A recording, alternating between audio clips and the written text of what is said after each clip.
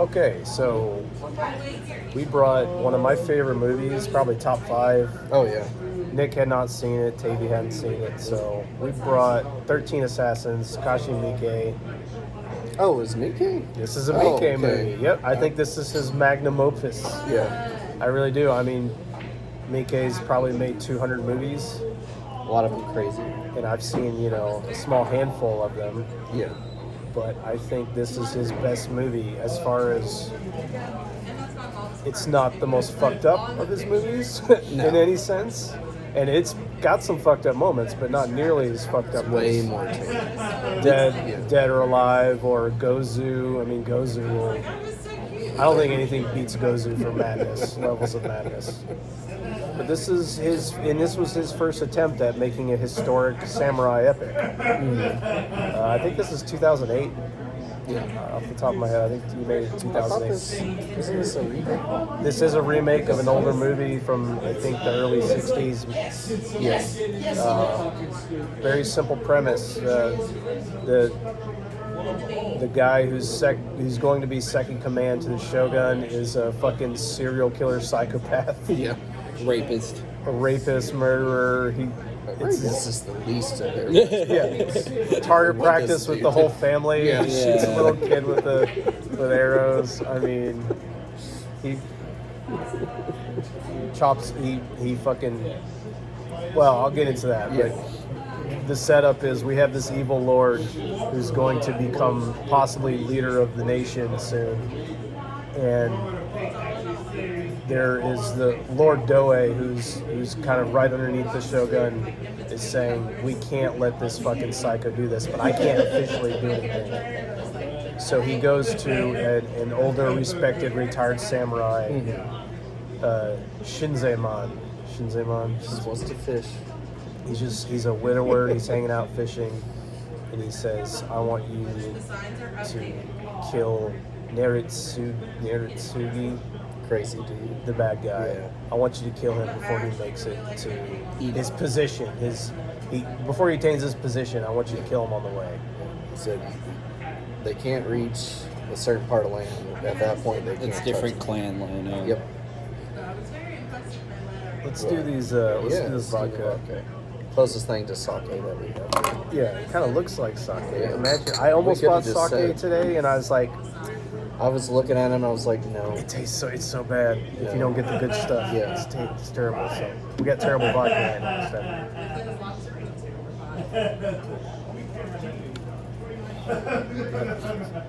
Oh yeah. Oh, rough. So this movie, I mean, it's pretty straightforward in the plot. It's Shinzemon, he takes on the mission, and the way they do that is Lord Doe shows him, brings some of the people that have been abused by Neritsugi. Oh yeah, to show how evil he is. Yeah, right after they were married, like he's traveling to this land, right after they're married, he fucking rapes the wife and murders the husband. Calls her a mountain monkey. Mountain monkey. He brings, and this is the moment that kind of got to your wife a little bit. Yeah. He brings in this peasant woman. There was kind of this peasant uprising, and he had gone in there and set it straight. And he had taken the head of the village chief, his daughter, cut off her arms and legs, cut her tongue out, and then used her as a sex toy. Yep. Until he got tired of her and threw her away. Just discarded her. So it's her just there, just. Yeah. I'm still amazed by that scene. They're like, let's just make her naked. Don't clothe her or nothing, you know. I get it's to show like they were really selling it. Yeah. They're like, look at this. You want to look at this all the time. That's what's gonna happen if we let him get to Masaki. That scene where they show Shinzemon, that girl, and he just like fucking has this big smile on his face, and he's like, finally I have a reason to die. Yeah, because he's wanting to do like one final battle, wasn't it? He's like he wanted a warrior's death. That's what it was. Yeah. You know, and he's been in just retirement fishing, And he's like, look at my hands. It's the warrior's battle shakes. He's like, please, I will accomplish your mission with magnificence. Yeah. It's one of my favorite scenes in anything. It's the most badass. This movie is probably the most badass movie ever, in my opinion. I really appreciate where they have like the older dudes in the samurai movies, where the middle-aged fat dudes coming in and just showing how it's done. Mm-hmm. It's amazing. You see this and I think you see this in martial arts. To me, the true, now obviously when you're talking about combat sports and things, youth and speed and strength come into that a lot, but when you're talking about technique and cunning and just knowledge of what you're doing, I mean, that comes with time and age. Yeah. You know? So you have these guys, they've been around a while, and this is near the end of the samurai era, so these guys still Just remember. fresh off, yeah. They remember the feudalism. They still remember actual battle, you know, and you got these younger guys coming in, some of them who have not even fought real battles that they brought in. Yeah. And even the guys they brought in, they're like, oh, these fuckers with the Nerutsugu, where the fuck, I can't remember his name. Yeah. They've never even fought, they don't know anything about battle at all. They don't really know the sword at all. So they picked 12 dude. They've got 12 samurai, and they set up this plan to catch him at this village along the way. And along the way, they're in the mountains, and they catch our 13th assassin, the crazy trapper, the crazy mountain man. He is a spirit. I think he's a forest spirit. Yeah, because he didn't have his injuries when he came back. He's like, oh, you're not injured. He straight up gets a sword through the neck. Yeah, neck. And then in the Cut stomach. open the stomach. He's like, oh, it's not as bad as fighting a bear. Yeah, You know? yeah. He's a spirit, forest spirit is what that man is. He's entirely unthreatened. I think that makes sense though, because he's entirely unthreatened by this band of samurai that's just wandering. He has through the nothing but woods. contempt for samurai. Yeah, he said, I'm tired of these samurai. But at the same time, he wants to be accepted by Yeah. He did, you know. But yeah, so that's the movie. It sets you up. It sets up how evil the bad guy is, and then you meet the assassins, and you've got their journey, and then you have this one. It's like a 50 minute battle. The last second half. 13 people versus 200 people. And they set up this town. It's very. I mean, it is very much Seven Samurai. Yeah. I mean, the reasons are different, but it is basically Seven Samurai. You've got Seven Samurai is seven samurai protecting a village from bandits. Mm-hmm. That's the whole premise, and it's the same kind of thing. In this case, it's just an assassination. But they've set up this village, and they set up some traps, and they do different things, and then it comes down to just hand to hand. It's like the Expendables of samurais. Just way better. Yeah. Way better than Expendables. Well, like some of the names are like popular samurais, aren't they? I know Hariyama was one. I'm not sure about. I don't know. Musashi. Musashi is the most famous swordsman ever. Yeah. He's not You in don't this think movie. that's? No, that He's wasn't. not in this movie. Okay, No, it's no, different no. spelling. Okay. Yeah. Yeah. No, he's not in this. Musashi was like. You recognize the Musashi style when some of them swordsmen do the dual sword Musashi technique. did yeah. use two swords, but Musashi was like 16th century or something in there. 17th century? So that was what 1877. 1866 Yeah. Say was this the is year the that it end concluded. of the Yeah. samurai era. Let me get what some of your guys' thoughts on this. I can say more. Well, on that. I did kind of appreciate it was towards the end. I guess when the one dude protecting the crazy lord, forgot his name, the one that went to school. Hanbei? Hanbei? Hanbei, yeah, that's the other name I remember from the movie. Yeah, like he is very by the code, and then Right. he kind of starts realizing, especially like during that battle. And So Hanbei is yeah. Shinzemon. Shinzemon's our main guy. Hanbei was with him he went to the same school, practiced the sword with them. They fought against each other. They played Go against Yeah. each other. But he is now serving the bad guy as his main samurai. Yeah. And so they're now caught between each other. Yeah. And Hanbei is, like you said, he's very much what you're doing is wrong. Right. We're supposed to serve our Lord. We don't make moral judgments. Right. We do what we're told. exactly. We die when they tell us, which is very much true. I mean, Yeah. the whole samurai code is really fucked up if you look into it. It's very much death. My place is to die kind of thing. So. So when Shinzaemon says we're doing this for the people, and he says for the people, Yeah. he's like, what are you talking about? Yeah. we don't do that, In some sense, he's right. Right. One of my favorite parts of this movie is when Crazy Dude, he's so excited about doing this battle. He's like, man, I love this. Let's bring back the Age of War, Age of something War. like that. Mm-hmm.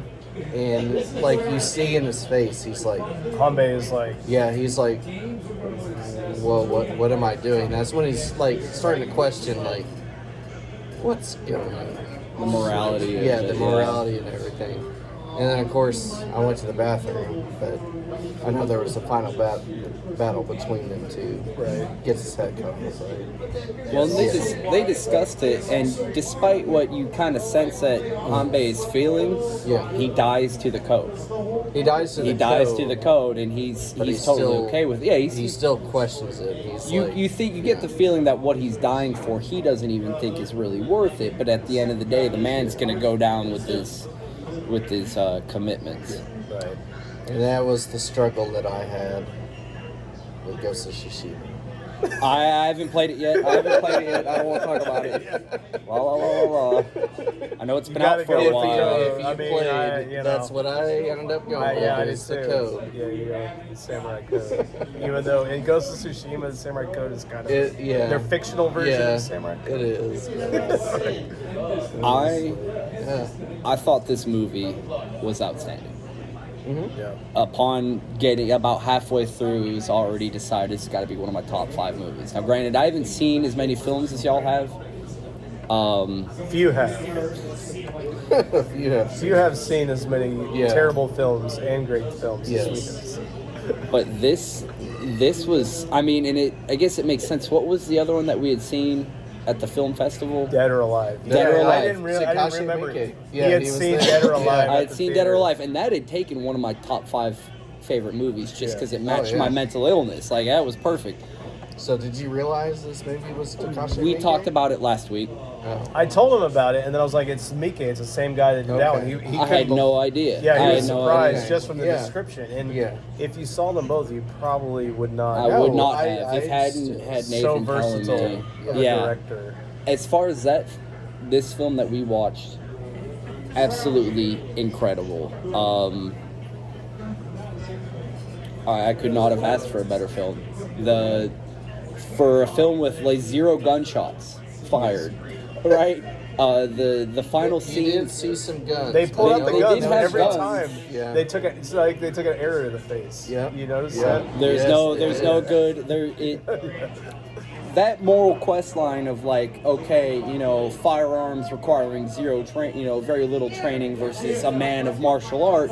It does go to speak something to me morally, but just the film itself, the sort of siege of that village and the traps and everything, the explosions. My favorite has got to be when the one samurai lays his life down on top of the one guy and lights that dynamite. Oh. And all you see is behind the building. The guy he was fighting? Yeah. You see that gusher of blood. Come over the building. Awesome. That was entire. I was just like. You were like, oh my god. Oh my god. That had been that whole because I had gotten a description from it a few days ago from Nathan about how it was basically just going to build up to this massive fight scene. Oh no, I'm okay with it because it was even with that description, which was pretty good. I had no idea what was waiting in store for me, and I have to say that was the best fight scene. I've watched some pretty big. It was the best fight scene I've ever seen. Yeah. It's the best combat, sword, the code, everything. Sword work is really good. It's just incredible. It was an incredible film overall. I could not speak well enough about it. Yeah, the sword work in this is, it's not flashy. I assume they try to keep it a little bit more realistic. Yeah. How realistic would, I mean, you would be the closest one to know, like, with, like, the costume and the dress and everything, did that seem pretty on par for 1800? Well, the one thing I would say, and I don't know why you don't see this in movies, but samurai wore armor.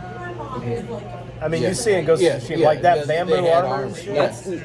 You never see that in the samurai movies. Maybe that was a budget issue, but samurai did wear armor. And if you were to look at this battle realistically, if you didn't have armor, you would be dead so quickly. You'd be fucked. Everybody was in cloth. Yeah, nobody had armor, and that like is they're just wearing their gi. Especially if you're protecting this one person going across. The Lord, yeah. Yeah, they had elaborate armor, and so that does, that. I'm not saying it's completely unrealistic or realistic, but it's not. They obviously did their homework as far as how to handle a sword, how to use it. You see them doing Iaido, like that drawing and cutting and then reshooting. That's standard Iaido stuff. Now, a lot of Aikido people practice Iaido at the same time, so they mix that stuff in there. But yeah, I think as far as samurai, as far as swordsmanship and the brutality and the speed of how things happen, I think it's very good. It's like sword fighting isn't flashy. It is very quick, from what I've gathered. Even like fights don't last that long. No, and I feel like in that final fight scene, they did a really good job of. In a genuine, not that we've been in a battle, but historically speaking, from what we understand, these battles take place and then it's entirely chaotic. It's entire chaos. This film, director did a really good job of following individual people that you've already built a connection to, watching their stories as they've joined the assassination group. They follow these people and their individual skills, basically more or less to their, either their demise or their ultimate victory. You see them all working through their different styles, and you see them, a pair of dudes that were together, you see them fighting together to the last stand. And it's brutal, but I think part of that culture is understanding that it's beautiful. These are men that are dying for their values. Well, they know they're going to die. There's that scene where he says, Shinzemon has them there, and he says, you've given me your lives, so I'm going to spend them. Yeah. That's 100%. Yeah, they all know they're gonna die, and even Shinzemon at the end when he's confronting our villain, Neritsugu. I mean, he just stands in front of him and lets him fucking stab him fucking through the stomach. He didn't have to do that. Yeah, he could have easily. But to him, he didn't want to survive it. Because this was his chance to do this, and if he stabs him in the stomach and grabs him, he knows he had his opportunity. Yeah. So they both basically shoved their swords through each other. But yeah, he prepared to die. He knew he was going to die. It's what he wanted. He was going to die, and he wanted to cut off his head before he died. Well, and it was interesting too because in that final scene you see. Where our protagonist understands he's going to get stabbed in the stomach, it is what it is, when the antagonist gets stabbed basically the exact same way. You see, our hero take it and just kind of stand there and is all right with it. This is something he's expected. This guy that's been causing all this trauma and strife and murder and stuff, it's like there's an old Adult Swim Family Guy, where he's like, oh man, this actually hurts, I deserve this. Like, he has that same kind of moment where he's writhing around in the mud this whole time. And crying, he's been entirely just, make-upped up in the perfect, gi and everything. He's never felt it, and he's writhing around, and he's having this issue. So this is pain. He's caused so much of it, but yeah. So this is what it is, and his head gets cut off into what I can only presume is an outhouse. It looked like a porta john. Yeah, pretty sure it's shit. And actually, I love the villain in this movie. I think it's one of the best He's just fucking evil, and he knows he doesn't fucking care. He's all about, okay, servants just do what they're supposed to do. Yeah, servants die for their Lord. They do what we want, and it's all for his entertainment. But he's about to be killed, and he says, "I want to thank you for giving me the most exciting day of my life." Yeah. And Shinzemon cuts his head off, says, "You're welcome." You're welcome. Fucking love it, man. It's such a badass. Such a good fucking movie. I do appreciate that aspect. They're like, you just accept it in battle. Yeah. It just is what it is. You're not really If you go into it willing to kill, you know, you should begging begging for your life. Yep. Yeah. Well, you guys want to get on to scores for this? Well, one? obviously this is a 5 for me. This is in my top favorite movies of all time. I think it's Miike's overall. It's his best movie, and Miike is weird. I mean, he's done so many different kinds of movies. I'm not really used to this. He did. You talk about samurai movies. He did, as far as I know, the only other samurai movies he did Blade of the Immortal, which is an adaptation of a manga, which was okay. Yeah. He did Harakiri, which is another remake of an older samurai movie, which is it's good, but it's even for me, it's a little too slow and depressing. That movie is just like, it's just nothing but 2 hours of sad death. I mean, it's a really depressing, slow movie. And then he just did other shit. You know, he did like an action movie called First Love, which is pretty good. And he did some fucking weird ass musical that I haven't seen yet, but I've heard is fucking weird and crazy. I mean, the dude makes like 5 movies a year. Yeah.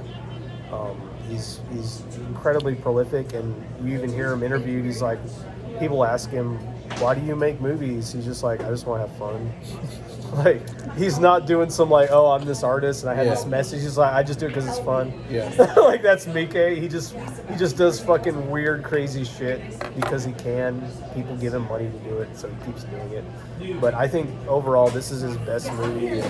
I think it is the best samurai epic, and I mean, I am putting that over, Jimbo, Sanjuro, Seven Samurai.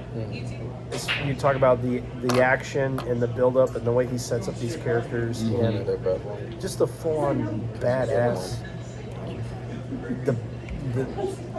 The way he directs these little scenes that come up, this badass nature. So, like at the beginning of the movie, when that girl that has her arms and legs cut off, and Shinzemon asks her, what happened to your village? She puts the fucking brush in her mouth and she fucking paints Total Massacre, right? And blood's dripping like from her Right. nose. He rolls that thing up, and then when they spring the ambush, and they're all there freaking out, he pulls that paper out. It's just such a perfect So fucking moment. fucking It's such a badass. perfect moment. So obviously, 5 for me. I'll give this a 5 as well. It's one of my favorite samurai movies. Of course, you brought the other ones. Only samurai movies I've seen is from you, and I've loved them all. But this one's my favorite one, just for the epic battleness of older dudes. Epic battleness. Yes. Fat samurai. Yeah. Fat samurai out there getting Love it it. done. Yeah, You know? it's got hope for me. Let me train. Right. But yeah, I mean, like, the story is really good, and I kind of want to see the original one, just see how it is. I'm what the gonna differences get are. that. Yeah. I'm gonna Yeah, get I'd that. like to see that too, honestly. See if we got the magical forest elf, if he's in that one. I feel like he probably put him in there just to remind you it's a movie. Well, it's type thing. He was a bit of a comedic response. Like, he would kind of cut in with like a little, nothing crazy like, "Oh, check please," but like he's basically. I mean, it very much falls in line with Seven Samurai. It's Have you either of you guys seen Seven Samurai? I don't think so. Okay, in Seven Samurai, they have 6, right? Yeah. they run into Toshiro Mifune's character. Toshiro Mifune was basically the same kind of guy. His character was sort of this like Ronin bandit who had the O-katana, which is it's like the katana but the really long one, the blades, the handles like this. Yeah. It's basically used in battles way back in the day for like chopping and heads off shit. horses. Yeah. So we knew one. And Seven Samurai. The problem is Seven Samurai is like 3.5 hours long. Yeah. But it was very much taken from. It's that same kind of template. Okay, here we have the last guy as this sort of rogue, Last wild, minute drop in. wild. Yes, the wild individual we brought in who, in some ways, helped turn the tide of everything. Because he's slinging rocks, David and Goliath style. I mean, the whole time you see him in that last battle, and he's got rocks in basically just net that he's macing people in the face with. At one point, like, he swings on a rope or something and just smacks somebody in the face. I don't remember if it was like smacks somebody in the face, and then anytime he can just kind of fling one, and he almost kills that Lord twice with just slung rocks. That Lord could have been killed multiple times, but everybody pissed out. Yeah, unfortunately. I'm going to go ahead and go with consensus. You all know I'm not really a conformist, but that movie easily deserves 5 buckets of popcorn, and I'm going to have to reshuffle my top 5 movies because that's easily got to be on there. It had everything. It had like honor and duty. It had, people dying for a cause. It at the beginning drew you in emotionally to where you're in it.